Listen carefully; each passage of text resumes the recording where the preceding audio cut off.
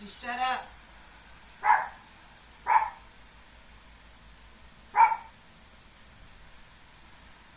Please shut up, girl.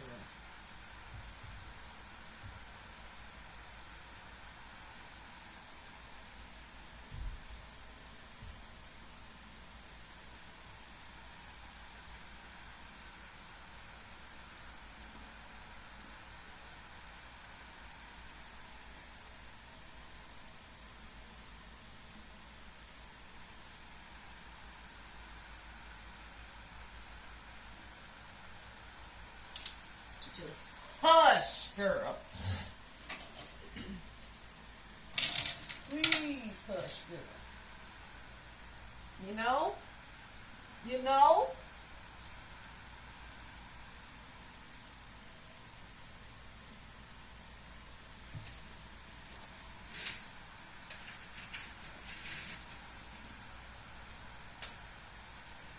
Okay.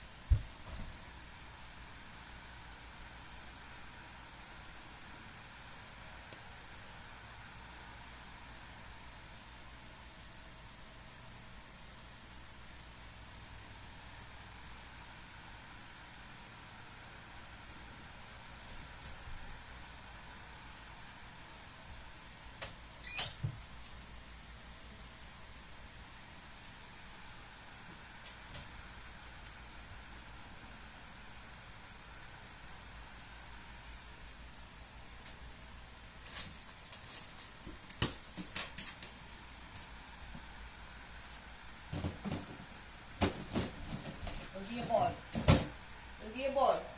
Go get your ball. Go get your ball. Go get your ball. Go get it. Go get your ball. Girl. I don't think it's over there, you know.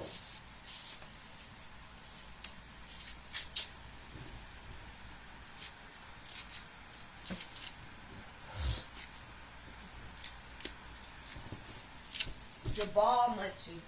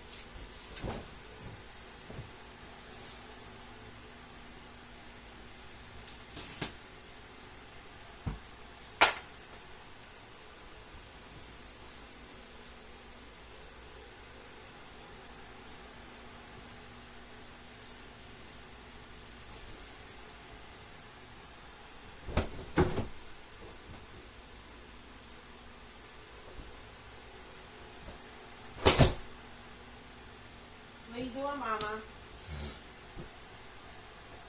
Hmm? What are you doing, chum bums? Huh? What are you doing? What is the baby doing?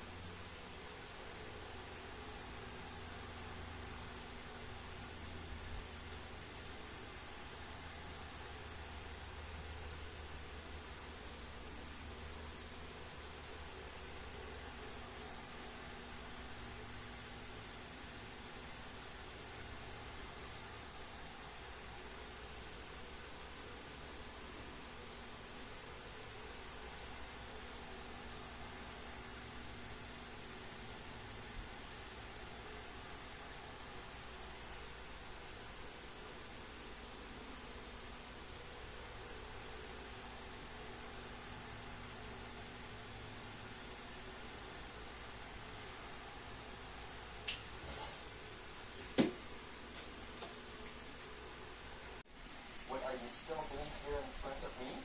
Disappear quickly. Okay, sorry. Very good. You learned that lesson.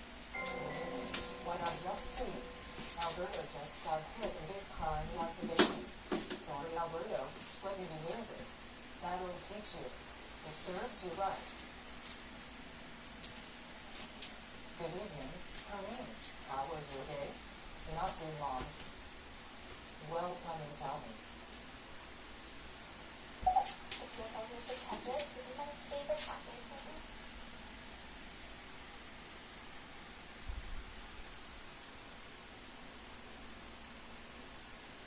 Well, come and tell me. Okay, and that's what happened today, Mom. I'm really hungry today because Alberto ate my meal by force. Well, that was definitely a rough day for my little bundle of joy. Oh yeah, you can say it, Mom. I'm so glad you told Alberto that Jesus doesn't like this kind of behavior. You're right. Yes, Mom. Alberto is very violent. Honestly, I don't like him, Mom. But no, Hermione, don't you think Jesus would ask you to hit Alberto even after he took your meal by force? Certainly not, Mom. I hadn't thought of that. Exactly. Jesus cannot encourage us to hate someone. Remember what Jesus says in Matthew 5 verse 44. Would you read it for us? Sure, Mom. Matthew 5 verse 44. But I say to you, love your enemies, bless those who curse you, do good to those who hate you, and pray for those who falsely accuse you and persecute you. But Mom, do you really want me to do all this for Alberto? You don't know him at all, Mom. You write your name. I don't know Alberto. Remember that it's Jesus who is asking you to do this. Do you think Jesus knows Alberto? Yes, Jesus knows everyone. He even knows the thoughts of men. So after reading this, what behavior does Jesus want you to have toward Alberto? Well, I must love Alberto, bless him, do good to him.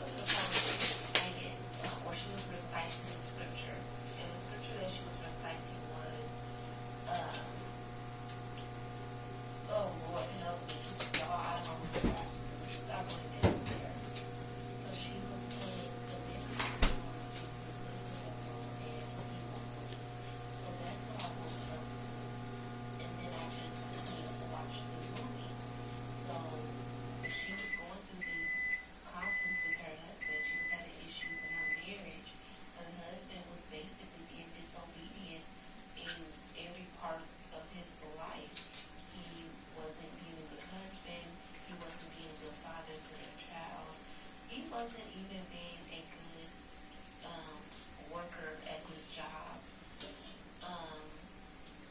And she was basically standing in prayer for her husband. She was writing down prayers in her prayer closet and just, standing in front of him while he was just being disobedient.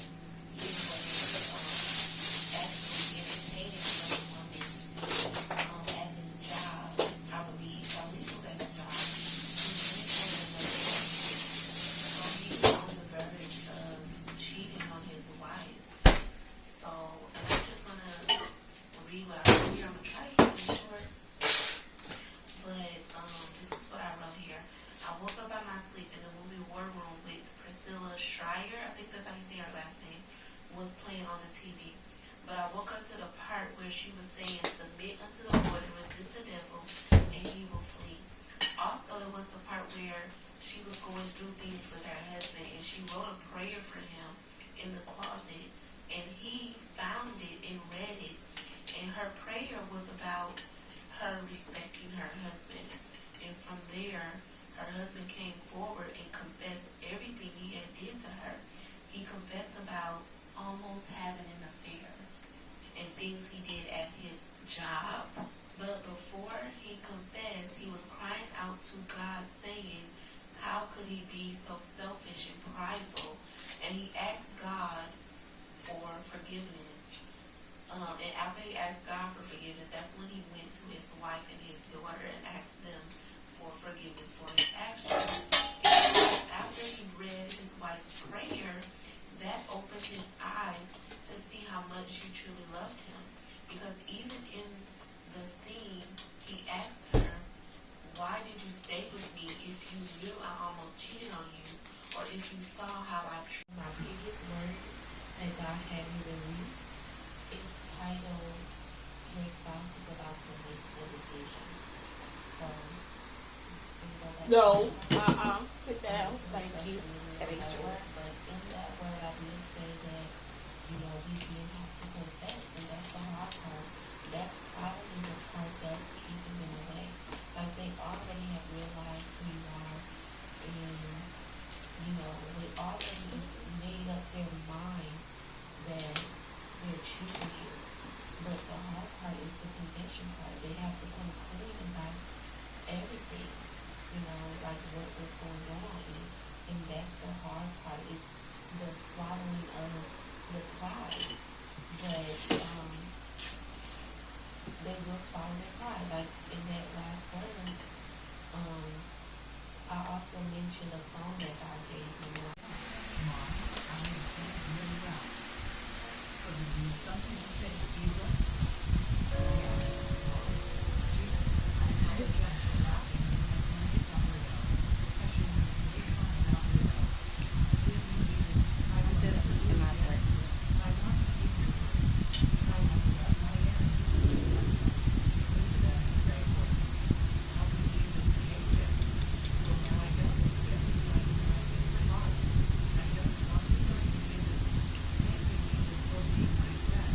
In your name I have faith. Amen.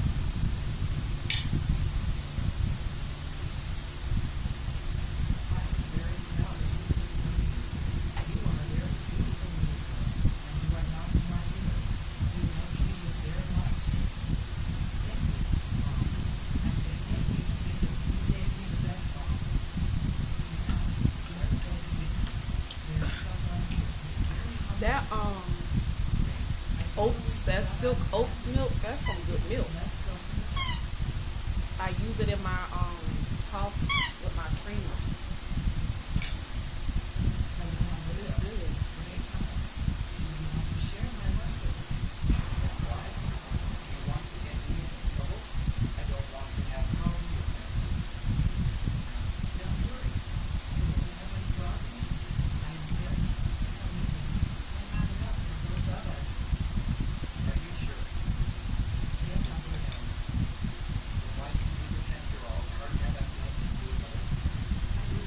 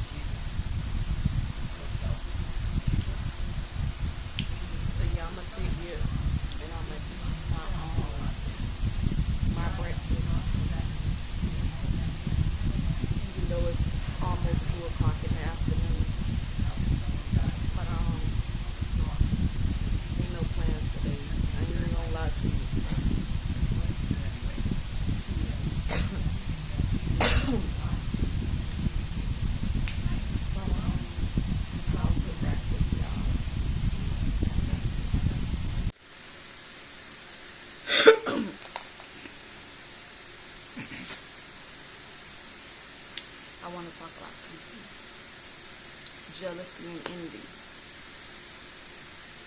I was watching this Christian animated cartoon yesterday where they were talking about jealousy and envy. It was, I don't know if it was two sisters. Yeah, it was two sisters. Two sisters. But compare this how you see fit. But in the cartoon, it was two sisters. They were both praying to God for certain things. And one of the sisters, God chose to bless right then. The other sister, God said that he would do it for her in a year. And the sister that he chose to bless was the sister that was basically less likely to succeed at anything. The unqualified sister. And he got her a job. And when she went to tell the sister about it, the sister was not happy for her because the other sister ended up not getting the job that she wanted. Not only did she not show that she was happy for her sister, but she went behind her sister back to the manager that hired her and badmouthed her to the point where that supervisor told her he no longer wanted her to work there. Then she met a man. And then she had the nerve to go and tell the man, you don't want to marry her for whatever reason, and the man didn't marry her. Basically, jealousy and envy can stop your blessings. Because the sister that God told that he would bless her a year from now, every year that came by, she didn't get that blessing, never seen her. And it was all because of her jealous heart towards her sister. The thing that she was doing to prevent her sister's blessings from going through. So understand that if you have any jealousy or envy in your heart when you hear other people getting blessed, understand that that holds up your blessing. That can stop you from walking into your promised land. It can stop you from your prayers being answered because you don't know how to be happy for other people. Learn to be happy for other people. Learn to be happy for other people. Because what people don't realize is sometimes when you're praying for stuff, but you see everybody else around you getting blessed with those same exact things that you've been praying for, understand that those are tests. God is testing you. God is testing you to see will you have the right attitude. Will you be able to be happy for another person when you're not getting what it is that you've prayed for, but they are. And if you continue to fail the test, your blessings and your breakthroughs will continue to be held up. And it's nobody's fault but your own. Nobody's fault but your own. Because your heart ain't right. Your heart ain't right. So learn to be happy for other people. Because if you don't, you can't be mad at God when your own blessings don't start manifesting for you. When your own breakthroughs don't start coming through for you. Understand that you can be your own holdup in a lot of things, in a lot of situations in your life, but you don't want to see it that way. You want to blame God for this and blame God for that when it's your fault. Just think about your attitude towards people when they get blessed. Think about the emotions and the feelings that come along when somebody come to you and tell you they got blessed with something that you've been praying for years, and they seem to have gotten blessed with it just like that, and they're not even walking with God. Just think about how you felt, the thoughts that you thought of, and most likely they wasn't right. Most likely they didn't even mirror who God was, but you walking with him, right? So understand that your attitude and your reaction to other people's blessings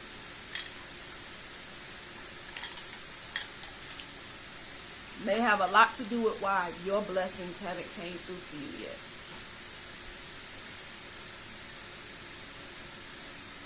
And once she apologized to her sister, because I think even in the cartoon she ended up getting very sick. Very sick. And until she came to and repented for her sins and apologized to her sister, only then is when the Lord healed her. Only then is when the Lord started giving her what he told her he was going to give her in a year. He gave her when she repented and she turned away from her sins and apologized to her sister. So don't be like the Israelites with that 40-year journey, when that journey was only supposed to take, I want to say, maybe a couple of days.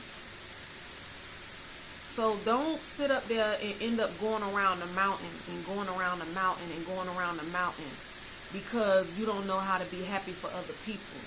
You don't know how to find the joy and the excitement in other people being blessed.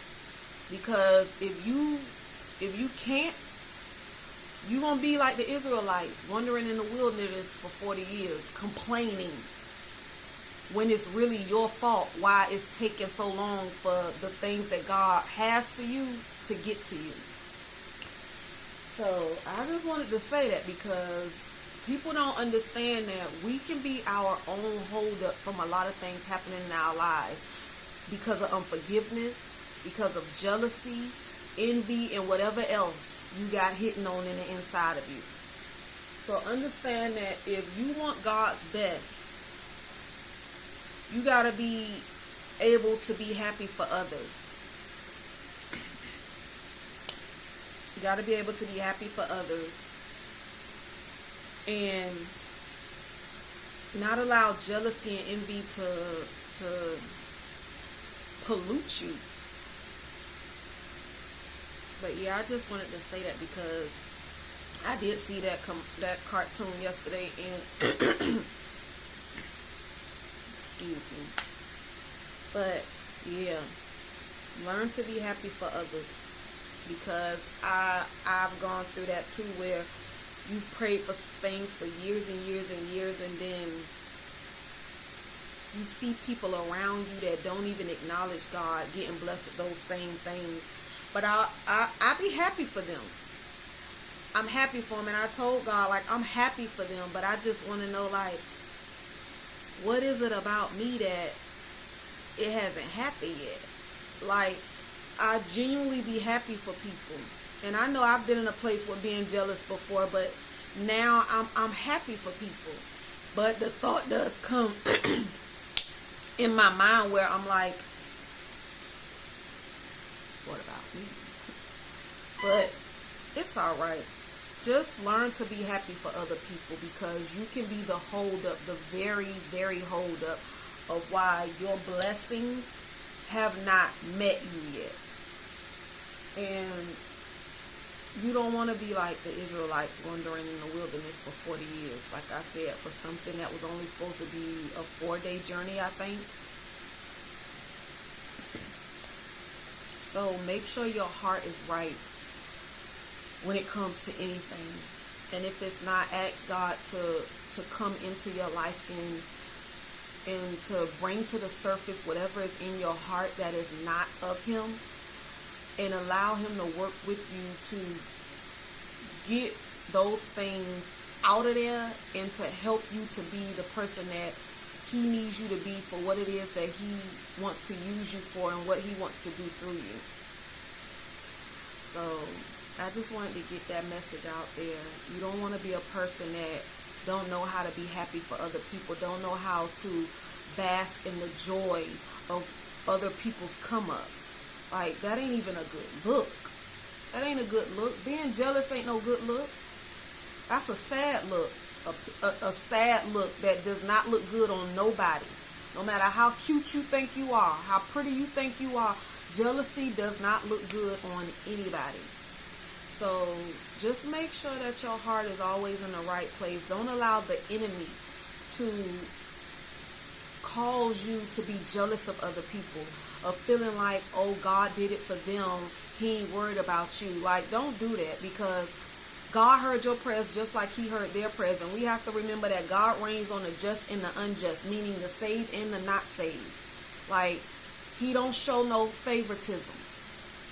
Yeah, he wished that those people would give their life to him, but he still is willing to bless them just as well as he blesses his children. So just make sure your heart is in the right place. And make sure your heart in the right place. So that is the message for today. So I hope that y'all have a good day, a blessed day, an encouraging, motivating day. And I pray that the Lord's will, if you walk into next week, that he blesses your week with joy, peace, prosperity. And I just pray that everybody share this video, like this video, allow other people to be able to listen to the message, because we're not the only one who needs to hear it. But I don't want to make this video long. I just want it to get straight to the point, which the message isn't even long. But just be kind, be respectful.